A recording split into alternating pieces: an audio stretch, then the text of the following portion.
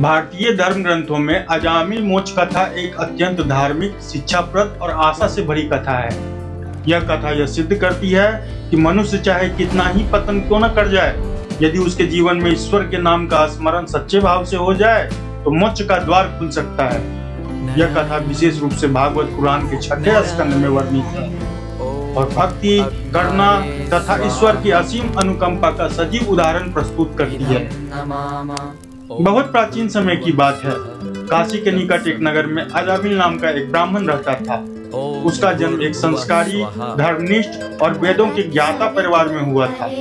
बचपन से ही उसे माता पिता ने सत्य, संयम, शुद्ध आचरण और ईश्वर भक्ति का संस्कार दिया था। वह प्रतिदिन स्नान, संध्या, जप, तप और यज्ञ में संलग्न रहता था। गुरुजन भी उसका आचरण और बुद्धि से अत्यंत प्रसन्न रहते थे। युवा अवस्था में उसका विवाह एक सुशील और पतिव्रता स्त्री से हुआ। गृहस्थ जीवन में रहते हुए भी वह धर्म के मार्ग से विचलित नहीं हुआ। लोग उसे आदर्श ब्राह्मण मानते थे। ऐसा लगता था कि उसका जीवन पूर्ण संतुलित और पुण्य से भरा रहेगा। लेकिन विधि के विधान को कौन जान सकता है। एक दिन अजामिल किसी कार्य से नगर की ओर गया। मार्ग में उसने एक मदिरालय के समीप एक दृश्य देखा। एक वेश्या अपने प्रेमी के साथ हंस बोल रही थी। दोनों मदिरा के नशे में लिप्त थे। वह दृश्य अजामिल के चित्त में गहरा उतर गया। पहले तो उसने उस दृश्य को झटक कर आगे बढ़ने का प्रयास किया, लेकिन उसका मन बार बार उसकी ओर खींचता रहा। धीरे धीरे उसके भीतर काम वासना जागृत हो गई। कुछ ही समय में वह उस वेश्या के संपर्क में आ गया। यही उसके पतन का आरंभ था। वेश्या के मुंह में फंसकर अजामिल ने अपनी पत्नी और माता पिता का त्याग कर दिया। वह उसके साथ रहने लगा और उसके पालन पोषण के लिए अनुचित साधनों को अपनाना शुरू कर दिया। चोरी, छल, जुआ, मदिरापान, कोई अधर्म ऐसा नहीं था जिसे उसने ना अपनाया हो। जो व्यक्ति कभी वेदों का पाठ करता था, वही अब पाप कर्मों में लिप्त हो गया। समय बीतता गया और उसका जीवन पूर्णतः अंधकार में डूब गया। वेश्या से उसे कई संतानें हुई। सबसे छोटा पुत्र उसे अत्यंत प्रिय था, जिसका नाम उसने नारायण रखा। अजामिल का सारा स्नेह अपने सबसे छोटे पुत्र नारायण पर केंद्रित हो गया। वह हर समय उसी को पुकारता, उसी के साथ खेलता, उसी की चिंता करता रहता था। इस मोह ने उसके भीतर बची कुची चेतना को भी बांध लिया। समय ने करवट ली और अजामिल वृद्ध हो गया। एक दिन उसका अंतिम समय आ पहुंचा। वह अपने बिस्तर पर पड़ा कराह रहा था। शरीर शिथिल हो चुका था। सांसें उखड़ रही थी। चारों ओर भय और पीड़ा का वातावरण था।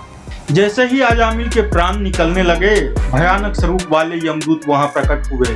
उनके शरीर काले थे, आंखें लाल, हाथों में पाश और दंड थे। उन्हें देखकर अजामिल भय से कांप उठा। यमदूत उसके पापों की सूची पढ़ने लगे। चोरी, व्यभिचार, मदिरापान, हिंसा।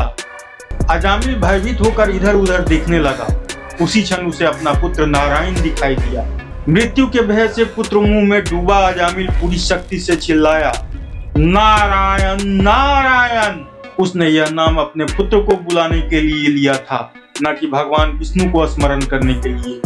फिर भी उसके मुख से निकला यह नाम ईश्वर का दिव्य नाम था। जैसे ही नारायण नाम का उच्चारण हुआ, आकाश में प्रकाश फैल गया। 4 दिव्य पुरुष वहां प्रकट हुए। उनके शरीर में तेजोमय थे। पीताम्बर धारण किए हुए, हाथ में शंख, चक्र, गदा और पद्म थे।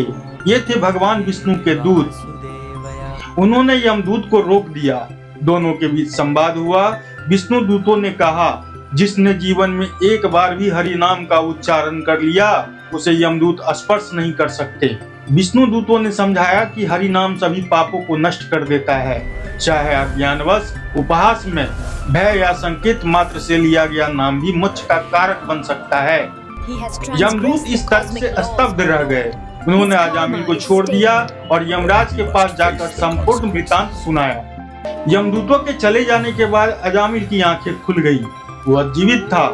उसे अपने पाप का गहरा पश्चाताप हुआ। उसने समझ लिया कि ईश्वर ने उसे दूसरा अवसर दिया है। उसने तुरंत घर गृहस्थी का त्याग किया। हरिद्वार जाकर गंगा तट पर तप, जप और भक्ति में अपना जीवन लगा दिया। उसने पूर्ण रूप से नारायण का नाम का आश्रय लिया। वर्षों तक कठोर साधना और निष्काम भक्ति के बाद जब अजामिल का शरीर पुनः छूटा, तब इस बार यमदूत नहीं, विष्णु दूत आए। उन्होंने उसे बैकुंठ ले जाकर मोक्ष प्रदान किया। अजामिल मोक्ष कथा यह सिखाती है कि ईश्वर का नाम सभी पापों से बड़ा है। कभी भी किसी भी अवस्था में ईश्वर की ओर लौटना संभव है। भक्ति तर्क से नहीं, कृपा से फलती है। ईश्वर करुणामय है, दंड देने से अधिक उद्धार करने वाले।